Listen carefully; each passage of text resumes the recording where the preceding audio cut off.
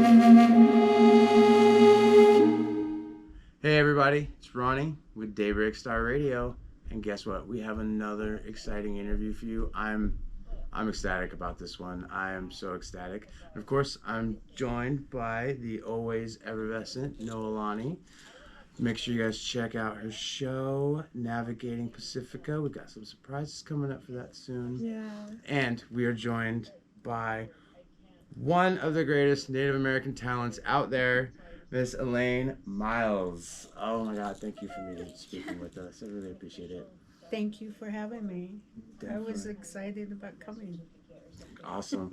Which, for people that don't know, one of her uncles is one of the people that helped bring this place here at United Indians, where we are, where Daybreak Star Radio is. One of her uncles is Randy Lewis, who helped put all this together here. Yep. Which you guys have seen, we've been talking to him a lot lately. So, go ahead and get us started off, Noe. Yeah, thank you so much for being here. Super excited to just dive into these really amazing questions and get to learn about you and your life and your stories. So, thinking about your early career and your background, could you start by sharing a bit about your early life and what initially drew you to acting? Okay. My early life, I was pretty much just a powwow girl. We'd go, powwow and rodeo, because my mom's family was rodeo. So we always hit the rodeos and the powwows growing up, and pretty much later on in life, I started just dancing. So we traveled all over the powwows, in Indian country, and that's how I got started there. And then got to now, it's like a little different. So, yeah. But what made you decide that you wanted to do an acting? Was it just something that was thrown at you, or? I was never thought anything about acting. It was being at the right place at the right time. Okay. And that's how I got into the business. Oh, wow. Yeah, I brought my mom to the audition. And I ended up getting it. Awesome. So you started your career in acting, and it was just kind of thrust upon you, as you said. And then you had your role as Marilyn Whirlwind on Northern Exposure, which I watched as I watched as a kid. So I first met you, and it was always for here's a native on TV. Yeah. Like it was always just awesome to see that for because the one that was for me, the native on TV, was a corn girl, with the corn. What was it? The corn flour or whatever. It was flour, cornmeal. I think it was. I don't know this one. She was Pueblo. Oh. She did a commercial and had long hair, and every time that would come on, the Mazzola girl. Oh. Mazzola. Okay. It was Mazzola. Oh, wow. Oh, yeah, the Mazzola girl, because that's who I grew up watching. It's like that. She's native. It was just like to see her on commercials. It was a big thing when I grew up. Because that was better than the Hispanics playing native women. Yep. And we're Italians. Or Filipinos. So yeah. And Hispanics and stuff. So yeah, she was a real native. She was Pueblo, and but to be in Maryland, I'm not sick. Maryland, that was really life changing. We were on our way to a powwow, and auditioned on Friday. Went to the powwow. My dad was calling us constantly, and we finally checked our message. My mom goes, Dad said we have to come home, because we were going to go on to a powwow in Alberta. And he goes, you have to come home because you have to be in Bellevue on Monday. So we auditioned on Friday, called back on Monday, and then there was 4 of us that got the call back, and my mom was one of them, and me. and, That's awesome. and two other ladies. And they took all of, like, the ladies in. They took my mom in, and then my mom came out, and I asked her, "What'd they ask you?" And she goes, "Oh, if I got the part, would I move to Los Angeles?" And I go, "What'd you say?" She goes, "No, I'm not gonna leave home." And I go, "Oh." Then I thought, oh, I wonder if they're gonna ask me, you know. I got in there and they asked, you know, if you got, you know, the role, would you be willing to move to Los Angeles? And I sat there. Would my parents have to go? And they're like, no, because, you know, you're old enough. And I go, oh, yeah, sure, I would.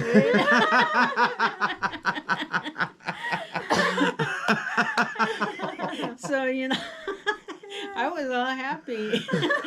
And then they came out. Yeah, it's exactly. Because being the baby of the family, my dad and my mom kind of really, like, hovered, you know.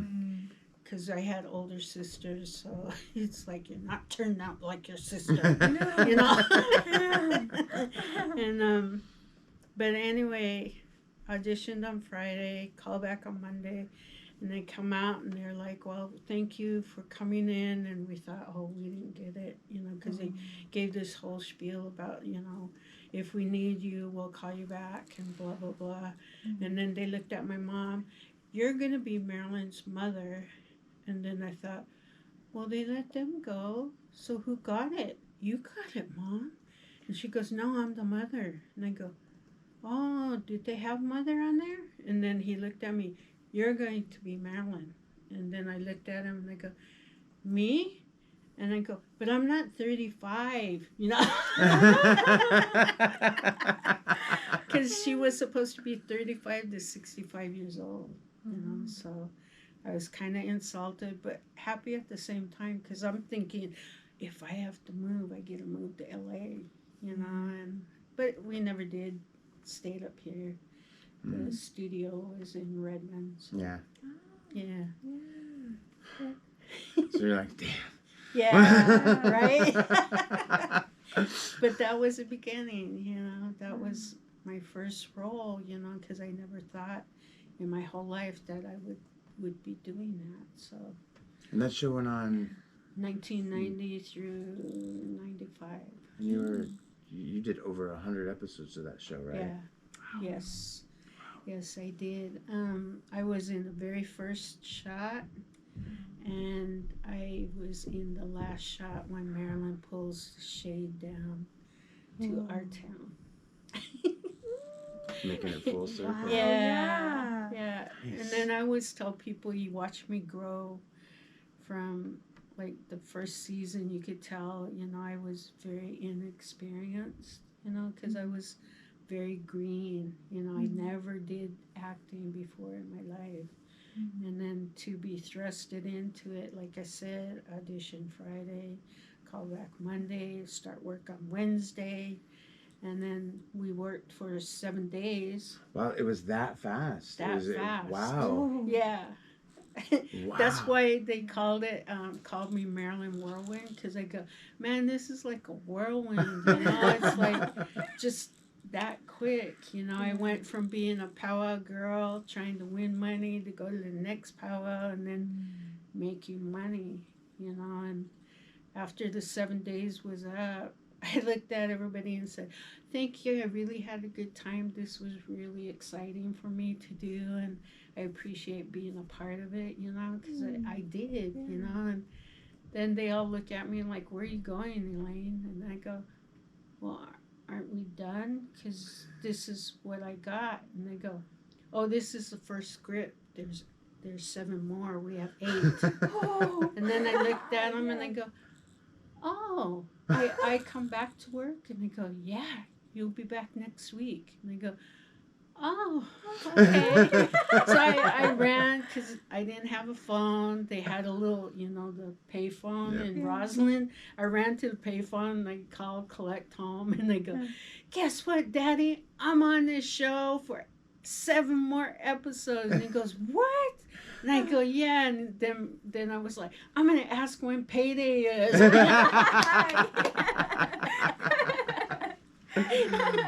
So you were just expecting it to just be a one time Yeah, role. I thought that was it, because we had our script, and that was the script we had. Yeah. So I thought, well, I'm done, this is the end of my scene, so thank you. And then they were like, no, you're going to be in this Wow. is eight episodes, Elaine. And I go, I'm in all of them? And they go, yes, you are. And I go, oh, okay, and so I was like shocked, so it was quite an experience, Nice. Wow. Definitely a whirlwind. Yes, Definitely. exactly. So go ahead and take us off there, Noe. Yeah, so thinking about representation in media and over the years, how have you seen the representation of Native Americans in the media change since you started your acting career? You see more, like even when I was growing up, we had Tana Bibi. She was a news person here. I think it was CBS that she worked on, and she was Native. We had one of the Kaufman girls. She was in the news media too, and then another one, she became like a senator, so we've had some good representation starting out, and then as time went on, people always tell me I broke the barrier, but there's other natives, they were men, I was a woman, so maybe I'm the first woman, but they were Native men that started, at an earlier time and kind of really broke the barrier. But they say I did, but I was like, no, they did, and then seeing more like, well, with Dances with Wolves, Smoke Signals, Hey, Victor. Northern Exposure with me, and then we had a lot of guest stars that were actually on our show too that were Native, so that was another good thing, so we got to see more people, coming into the business, so I guess in a sense we did open that door, and I always feel like Smoke Signals really did it. I kind of have to agree with you on that one. Northern Exposure, I mean, maybe mostly in the north, because a lot of people didn't get Smoke Signals here until way well after it came out. Yeah. But maybe Northern Exposure probably did have a significant impact. Yes. Because I know, because for me it did. Yeah. Because like in Canada, it's different, because I worked here and in Canada. I worked on a TV show in Toronto, Parry Sound. It's west of Toronto, and that was written, and the main characters were Native, but that's in Canada. You see more of that. They're more open to hiring like us Natives, or up there they call it the Indigenous people. And the First Nations. Yeah, First Nations. But it's true, because you come down here and you don't really see that. You see it more up there. They're more versatile up there, and that's kind of one of the things I like about working in Canada, and I wish now with like Res Dogs and like Smoke Signals, we have that versatility now here in the States, so maybe, this opens doors for other people to expand with our writers, our directors, our cameramen, our camera women. We have a lot of talented people, our people, the Native people that are capable of doing this. They just have to be given that opportunity to do it, and that's one thing that I hope I live to see, where we have our own channel, like the Hispanics, the Middle Eastern people, the Asian people. You see that all over TV, but it's like, okay, You know, when is a native one gonna pop up? Yep. You know, that's my goal, because I always say I know a lot of people that can write. I know a lot of people that direct. I know people who are behind the scenes, grips, electricians, camera people, you know, still shot people, all out there that can do what others do, Mm-hmm. you know. And it's like, I always say, why can't our casinos back us, you know, our projects? You know, why can't they support us in that way? Because they have all this money that they could use instead of giving it to white people. You know, because sometimes in some neighboring towns, they still don't like natives, Mm-hmm. but yet our casinos give them money. Mm-hmm. You know, that's what pisses me off. I'm sorry, but it's the truth. It pisses me off. Yeah. Why can't you support your own people Yep. in doing and getting this stuff out, you know? So I'm personally trying to convince my tribe. It's like, let's use some of that casino money and build our own first Native American owned film studio. Yes. You know, it's Yes. time. It's time. Yes. It's time for That would natives to be be in charge so of native awesome. films. Yes. Yeah. You know? We don't- It's like one of you casinos, please listen. Yes, You know, listen up. please support your people. You know, there's so much talent out here that could pull this off. And we can have our own channel, like the Hispanic, Middle Yep. Eastern, Asian, and Like us they natives. Like they have APTN and stuff up in Yes. Canada. Why don't Oh, we have yeah. those, you know? Because you can click on, in Canada, even down here, if you're close enough and you have cable, you get it. You know, it's Yep. like, oh, yay, I get to watch, you know, because you can watch hockey all you want. You can watch all those shows. They got native racing car racing shows Yeah. and everything. And I'm like, Yeah. why don't we have that Yeah. here? Yeah. You know, we need that. Exactly. Like these are all Exactly. things we do. I know we're the smallest part of the population, And they but we're always, still, they, a we lot of always, us. what makes me kind of angry is natives are always the bottom of the list. Yep. And no matter what we do, we're always at the bottom. It's like natives, Hispanic, Asian, black, white. Yep. Oh, don't forget the Middle Eastern. But we always seem to We're always at come- the bottom. You know, it's like we got to start stepping our game up. right, You we're know, because what's- we got res dogs. You know, smoke signals. We broke those barriers. Now Echo. let's keep going. Yep. Don't give up. Killers Keep of the that Flower going. Moon. Fancy Dance. Fry bread facing. Fry bread facing Yeah. me. You know, we've got like the first kids show, Spirit Rangers. My Spirit cousin Rangers, was one of the yeah. writers on that. Oh, yeah, you know, yeah. like wow. yeah, like that's Yeah, there's see, we obviously can do this stuff. Yes. It's time for it's us. give us a chance. It's like Give our people a chance to prove themselves. I was given the chance to prove myself on TV. I did it. But there's so many other people out there that can prove themselves to be able to make it in this mainstream, you know? And it's sad that we have to like pull tooth and nail, you know, to try and make it. But, you know, it's like, don't give up. It's the same thing with music too. Like I said,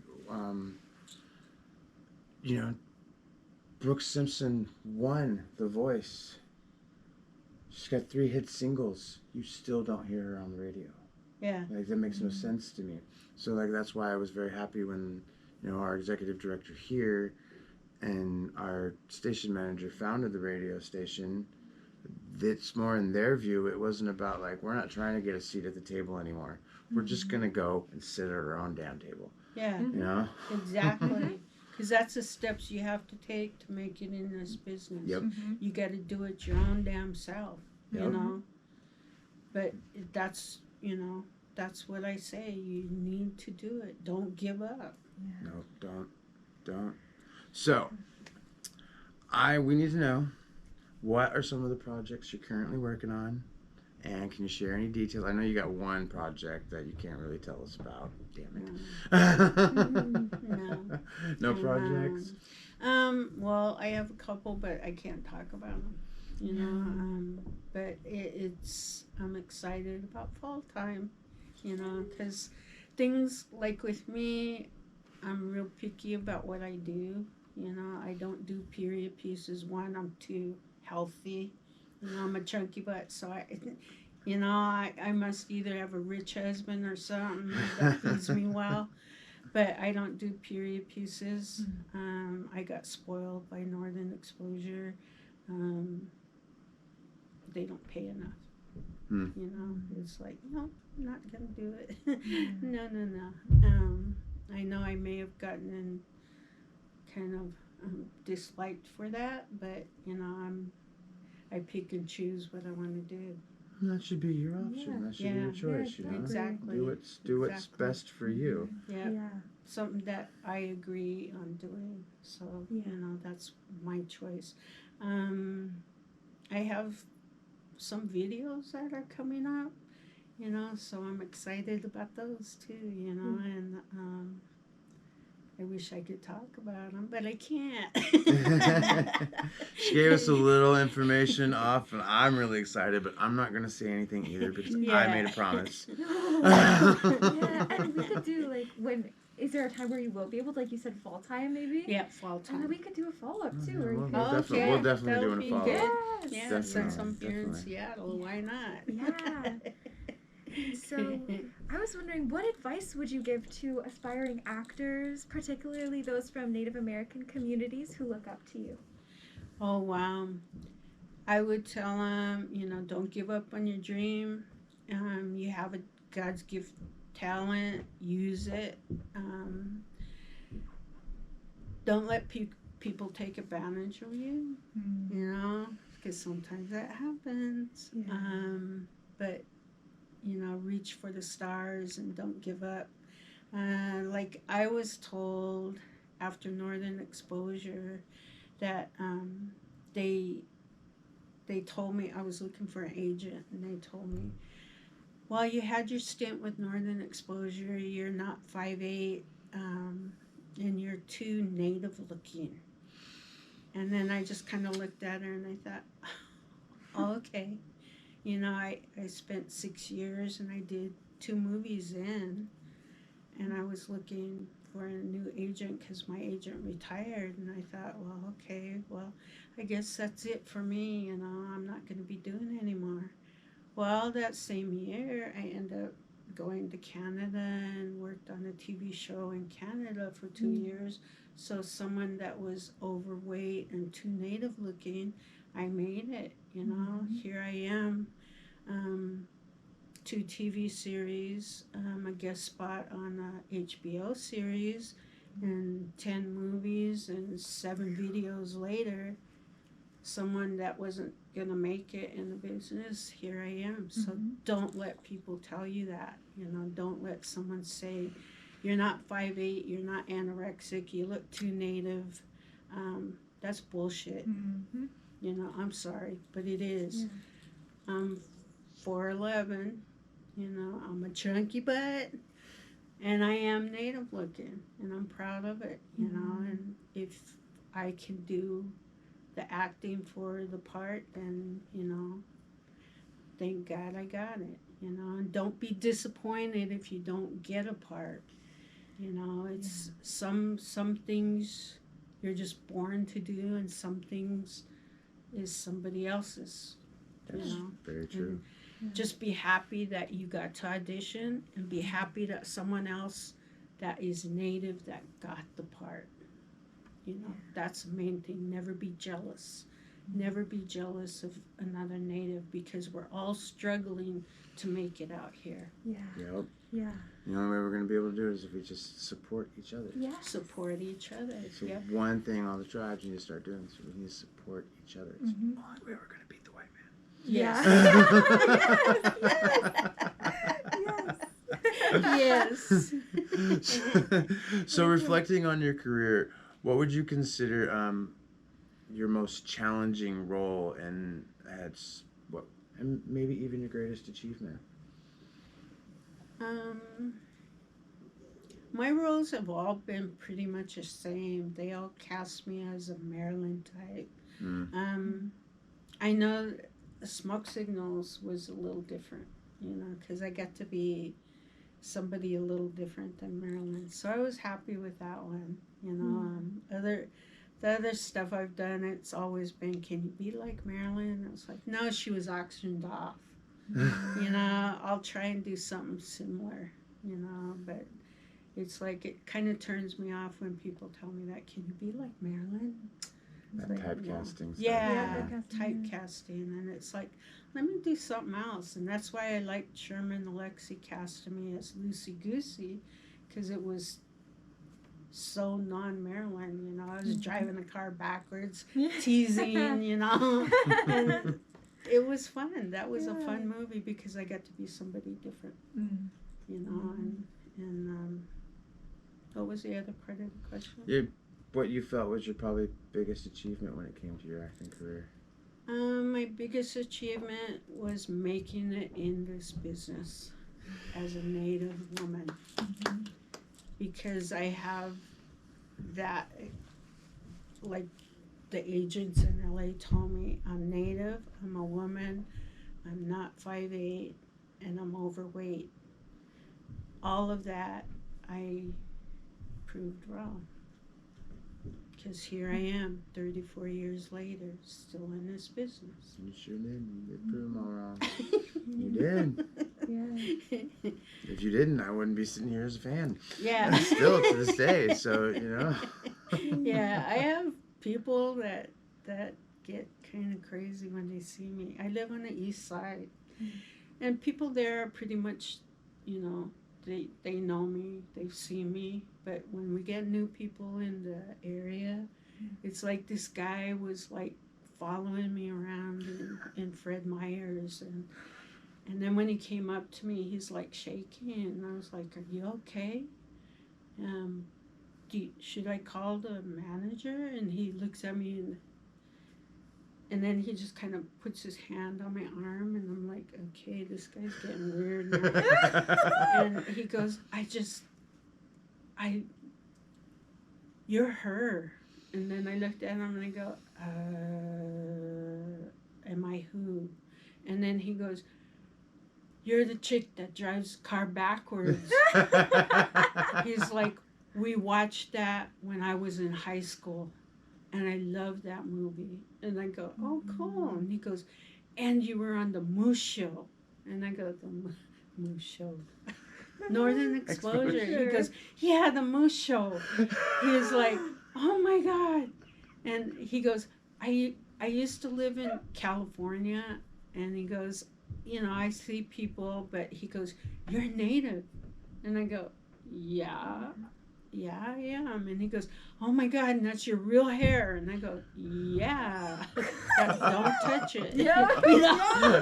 But he was like shaking, and then that's literally how he talked. He couldn't like just talk because he was so shocked to meet me. And I was like, I'm normal. I don't have bodyguards. I drive myself to the store. I cook my own dinners. So yeah, it's crazy the things and the people I meet. Is fan, they're fans and starstruck. And to me, I don't really look at myself as the star. It's a job. Right. It's a job for me. And I, because people always say, "Is it different?" And I was like, "No, it's a job. I work at it, and it's on TV, and I enjoy it because you get to be someone for a little, somebody different for a little while, and step out of reality. Yeah. You get to, be somebody else for a little while and get your life out of the way. Because sometimes life can be kind of, tough. But Definitely. this lets me escape for a little bit. Is how I look at it, you know, because I enjoy doing it. You know, I wouldn't still be doing it. The work I do is few and far between, but you know, I get happy when I get the part. You know, so.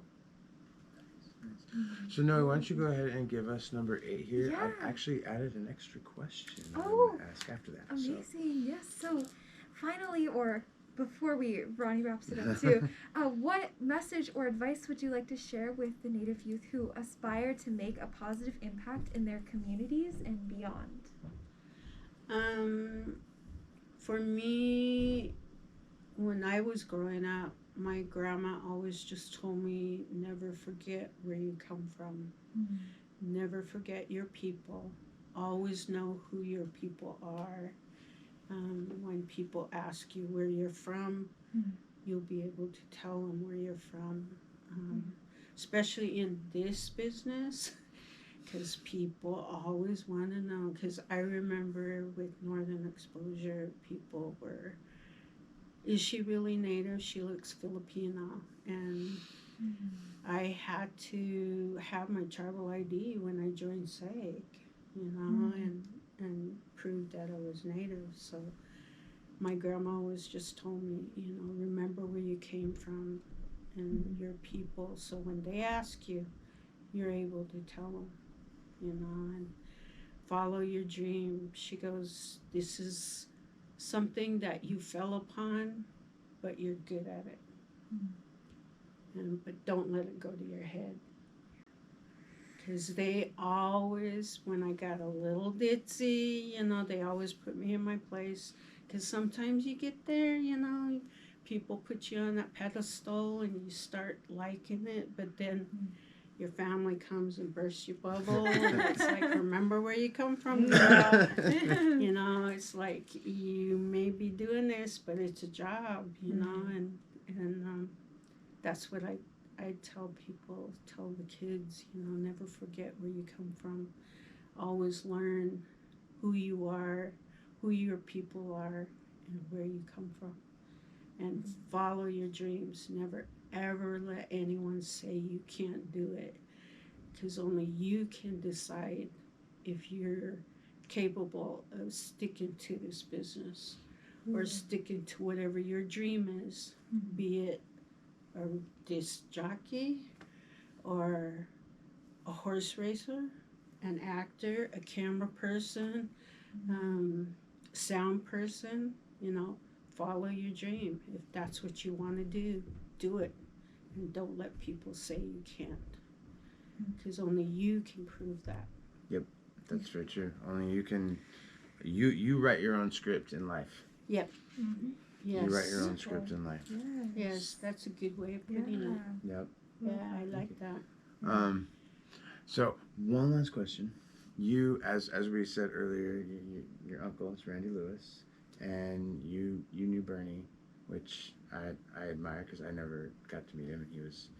I was wondering maybe if you could just tell us a little bit about, you know, your history and just being here, you know, back then in the day with all those guys putting this place up. Oh my God, I remember when this was first, they were fighting for this place.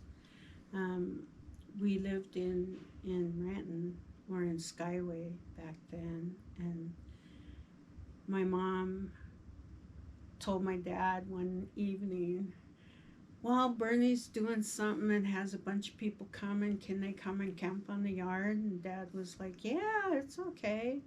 You know, so I had no clue really what was going on because I was a little girl. I come home from school and there's tents on our yard and our patio, and my mom's in the kitchen cooking big pots of food. You know, I was used to that because we come from a big family in Pendleton, Oregon. So when we cook, Mom and them would cook, it was a big pot, you know, so I was thinking, well, maybe there's a basketball tournament, you know. Usually the uncles and the cousins would come up and camp in the yard, you know. But it was when they were fighting for this place, you know. There were people that were staying at our house and eating, and then Mom would make food, make fry bread and stuff, and bring it, to the people that were here. And Uncle Bernie, I grew up calling him Uncle Bernie, and he would call and say, yeah, we need some more food, or I got money. He'd give Mom money, go pick up, whatever she needed, bring drinks, for them, and coffee. And I was like, wow. So growing up with that, and then growing up calling him Uncle Bernie, it was kind of cool to see, because now I look at this place and remember, what they all went through to get it, to fighting for this spot. And it's changed a little bit, but, it's still here. And Uncle Bernie would be happy. And he was a good man, he was a caring man. And I was, like I said, I was on his Babe Wall of Fame. Babe Wall of Fame. Because he had all his pretty girls, and then he had the picture of me. And then I was like, I'm honored, Uncle. And then everybody would laugh, because I'd always tease him about his wall of babes. And then Uncle Randy, I grew up with him around too. And then he was really helpful when my mom was sick.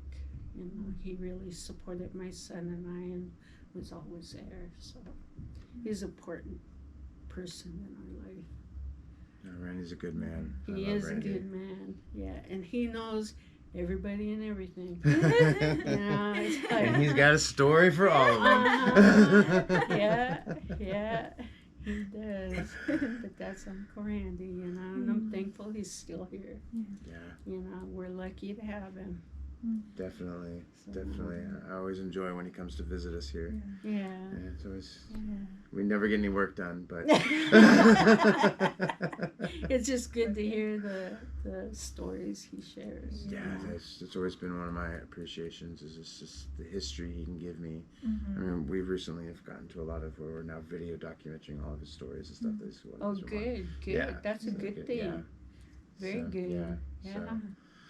So I want to thank you so much for coming and speaking with us. I truly appreciate it. I've been a fan of yours for over 30 years now, and that's just amazing to me. Thank you. Like I said, you were one of those natives where I got to sit there and go, maybe I can do it. Exactly. It was you. Exactly. I know you brought inspiration to tons of youth over the years by just being on the screen and keeping at it and never giving up, and we truly appreciate you. Appreciate you for that. Definitely. Thank you. I appreciate it. So you guys got to go IMDb, Wikipedia, whatever it is you want to go look. Just go to one of those and then get that nice long list of everything Elaine has done, because she's done a lot of great things. And I suggest maybe starting up at the top with Northern Exposure. If that's on Prime. Oh, it is? It's on Prime. It's on Prime, y'all. It's on Prime. So you got no excuse. You got no excuse. And a lot of, and if you have Netflix and stuff like that, a lot of what Elaine's been in is available on a lot of those. So check them out. So again, thank you for coming in. Thank you. Appreciate for having it. Me. Guys, check out Elaine Miles. Thank you. Thank you.